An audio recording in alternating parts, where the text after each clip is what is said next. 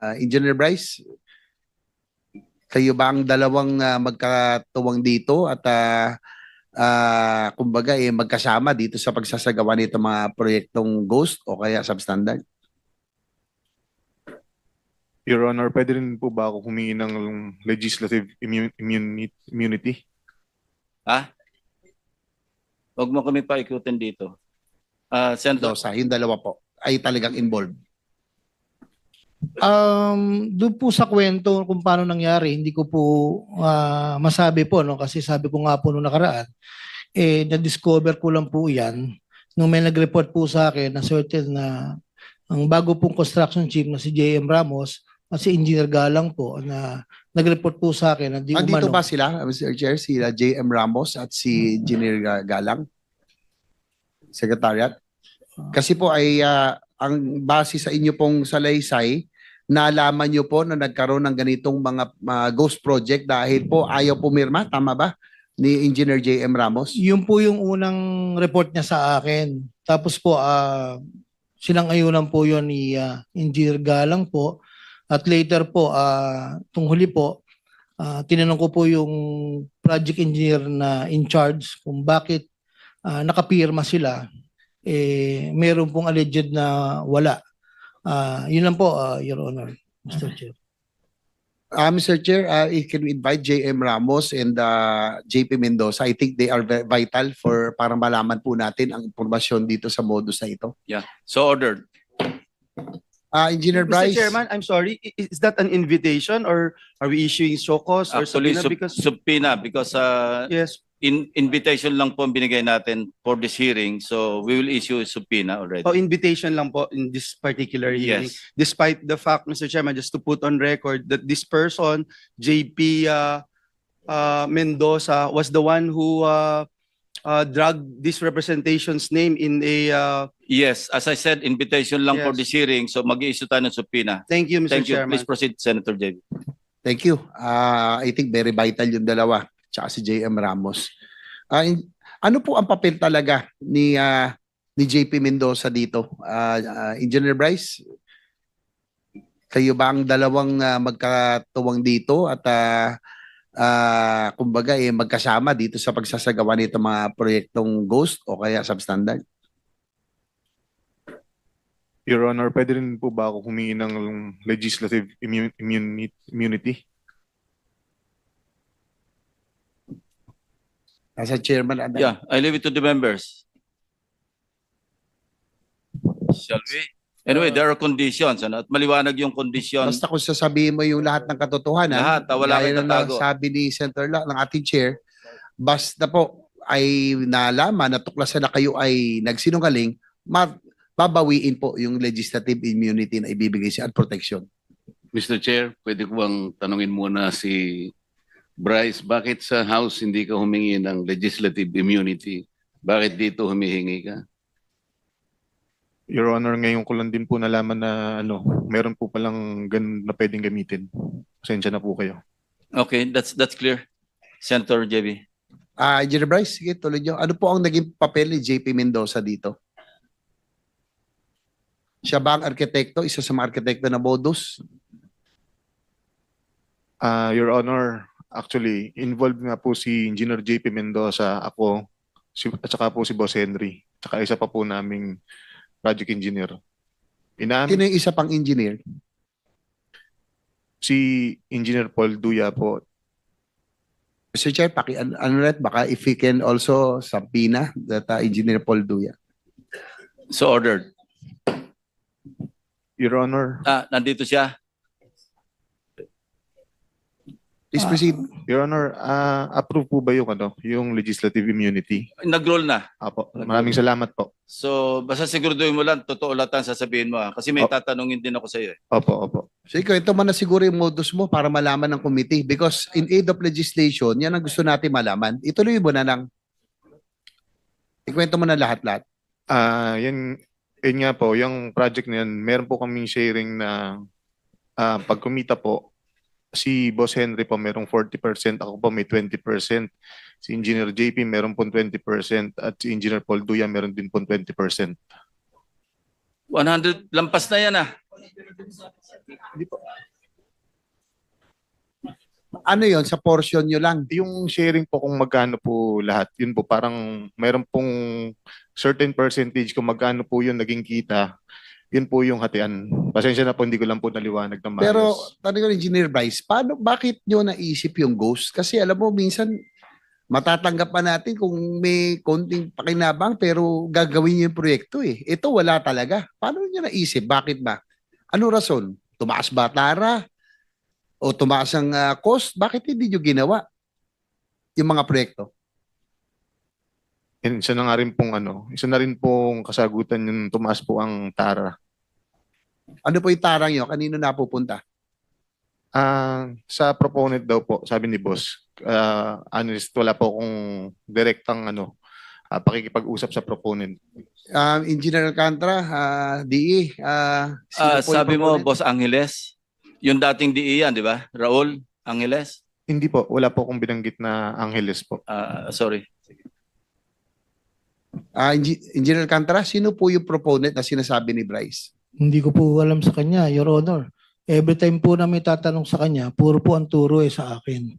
Maliwanag ba naman po rito na sinasabi ng mga contractor na sila po ang kausap dyan, Your Honor. Hindi, pero under oath po kayo, Engineer Yes, sir. Alcantara, para mabawasan na nyo. Turuan nyo na kami, malaman na, tulungan nyo na kami malaman ng katotohanan. Total, andyan na kayo sa ganitong posisyon, sitwasyon.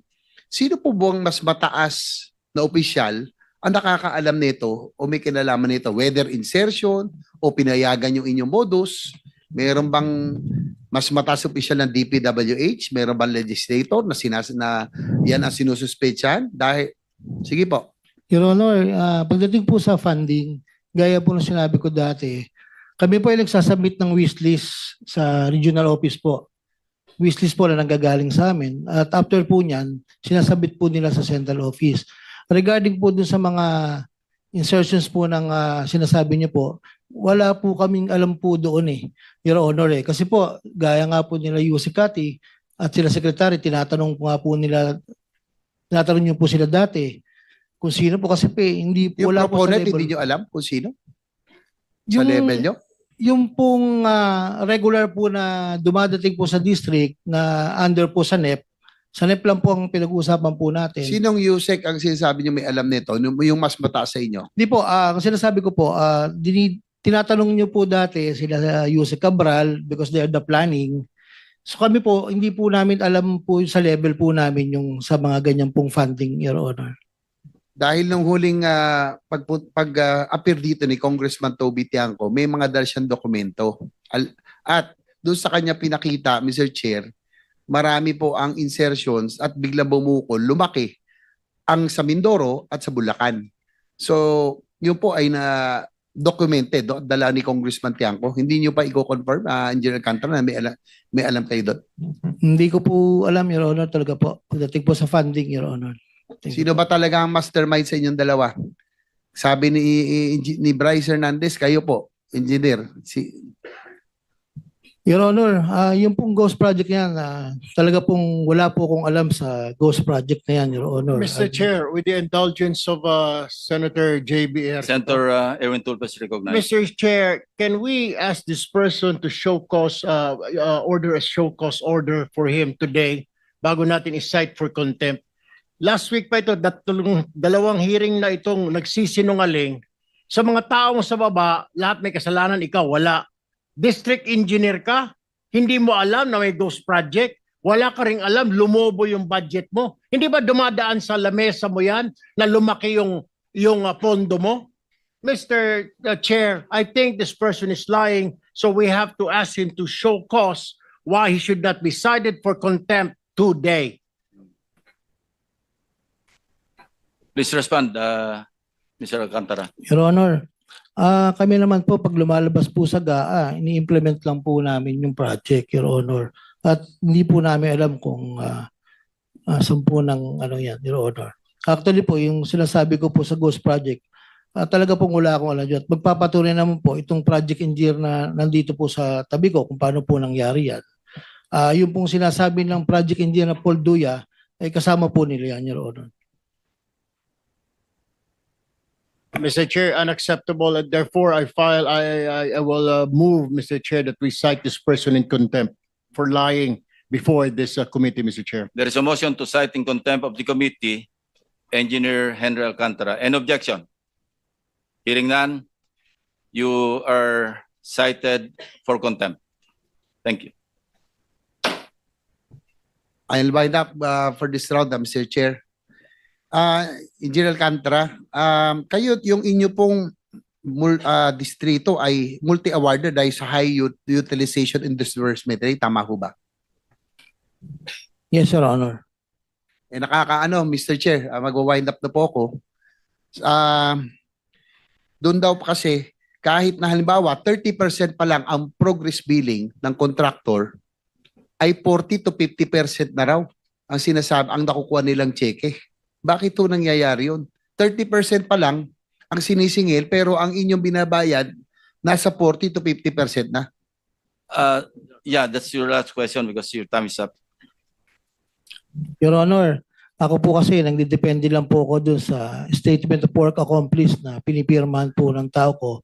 Kung ano po ang accomplishment na nasa field, sila po kasi ang nagsacertify po ng Your Honor. Thank you po. Thank you, Mr. Chair. Siguro, last na, Bryce, sino ang proponent? Alam mo ba? Ayaw kasi sabihin ni Engineer Alcantara eh. May alam ka ba? Sabihin mo na, para may inyong immunity na sa'yo. Ang sinasabi lang po sa amin ni Boss, wala po akong specific kagaya po nung sa iba na sa ibang senators po na nabanggit ni Boss. Pero dito po, wala po siyang specific na sinabi kung kanino po. Before I recognize Senator Amy, who's next in line, may papakita lang ako na slide. This will be a test of your credibility. Ano nga yung slide? Yung piles of cash na pinakita doon sa House.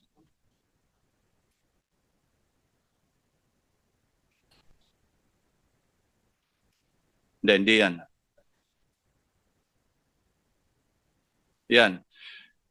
Kindly narrate to this committee, anong ibig sabihin nito? Nasabi mo na ito sa House, pero I want to be clarified.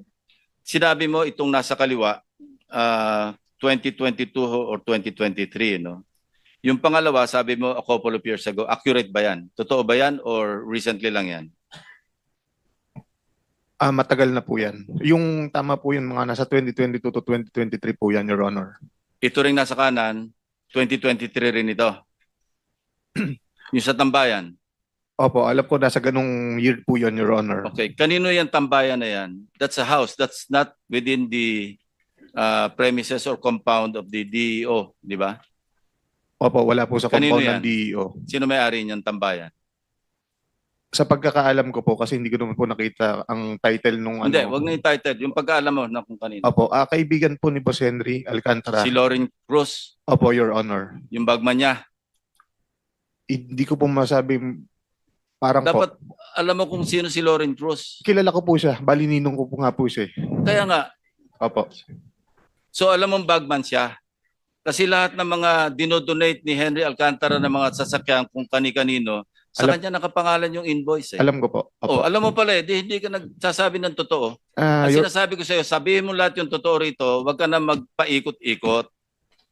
Your Honor, ang naging dating po kasi sa akin ng bagman is parang tagadala po ng pera. Pasensya na po kayo. Oo nga, Hindi ko lang po tagadala naintindihan. Tagatago ng pera, tagadala ng pera. Ang alam ko po, opo. Kasi kanya tong lugar, di ba?